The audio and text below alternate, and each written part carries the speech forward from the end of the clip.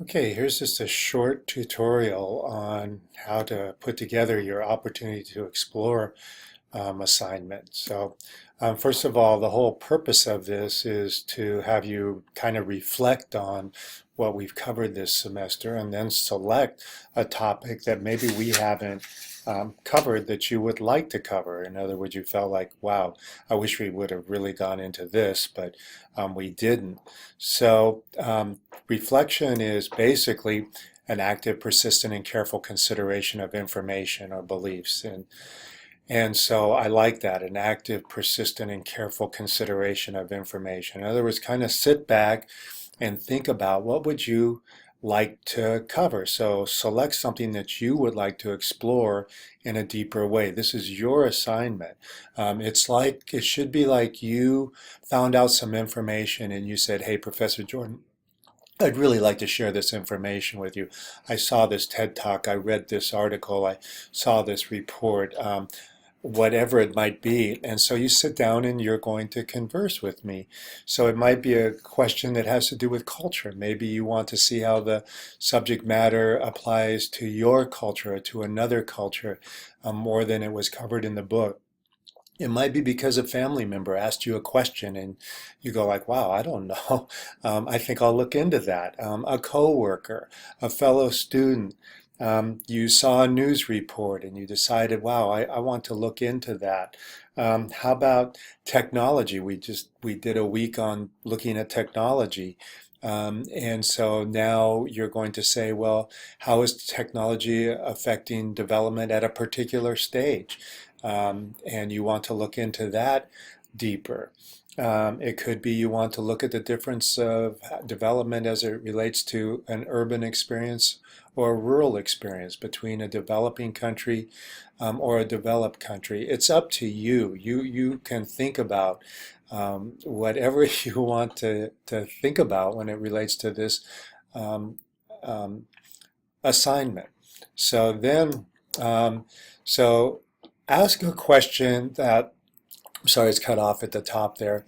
Um, Ask a question that you don't know the answer to. In other words, I've had students in the past, well, I'm doing all this research on this, and so they just kind of threw it out there.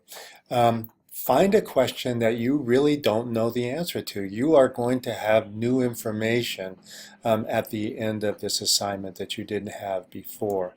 Collect your information.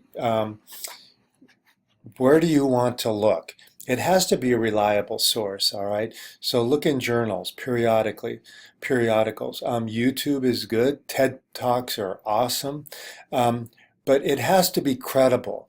It's like one semester a student did this and talked about the effect of marijuana use on pregnancy and the child's development after birth, and referred to High Times magazine. Well, that's not going to work here.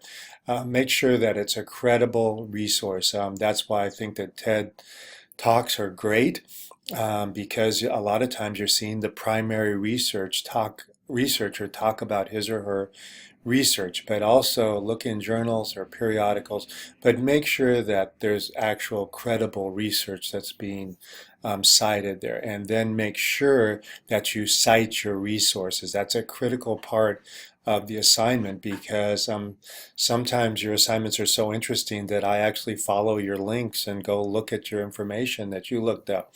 You don't want it to be that I follow your link because I'm not too sure that this research that you're citing is credible. You may not use your textbook as a resource, so do not cite anything from the Newman and Newman text. That's you are required to read that textbook. Don't quote or use a resource any of the materials that we've used in the class. You are required to use those materials and to explore those materials. This is to be outside the box. This is to be outside the textbook and the required materials for this class. So, and then a very important part is that you're going to collaborate with somebody on this. In other words, you have to talk to somebody about the research that you found. How many times, I know that it happens to me, and how many times has it happened to you that I read something and then I go talk to somebody about it and I realize, wow, I don't remember that much. I don't remember as much as I thought I did. They ask me questions about it, and I go, oh man, I don't know. I need to go back and look into that. So, who do you collaborate with?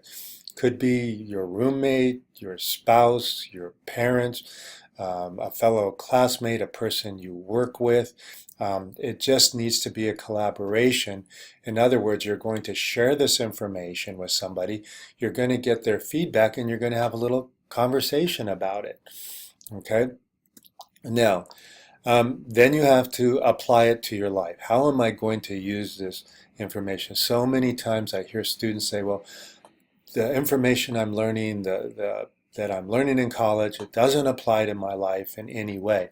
Well, I think that's the beauty of taking a psychology class, is it is about your life. It is very relevant. So I want you to say, I'm going to use this in this way in my future life, okay? And then here's a little copy of the rubric, which is there in the folder for this week. So make sure that you look at this very closely before you write your paper and submit it. So be sure and state your question, state why you picked this question, talk about what you found out about your topic, be sure and cite your resources. Again, do not use your textbook, or I might add to this, any materials that we've used in the class. Who did you collaborate with, and what was the result of that conversation? There's some requirements in the rubric as to how many exchanges you have to record. And then talk about how you will use this information. You can number these, you can bullet point them. They make them very easy to read and go through if you do it that way. So I prefer that you number or use bullet points when you write your paper and submit it.